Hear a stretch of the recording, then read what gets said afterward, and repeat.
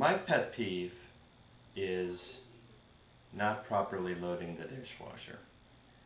It seems to be an issue and it does bother me.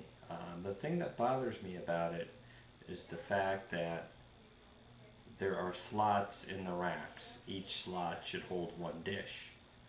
Now, when the dishwasher is not loaded properly, they angle the dishes so one dish takes up multiple slots.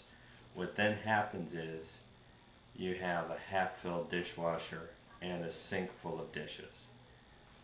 Although it may be the quickest way to load the dishwasher, it's not the most cost-effective way. So what ends up happening is I end up having to open the dishwasher mid-wash to not only inspect the dishwasher, but make sure all the dishes are properly loaded.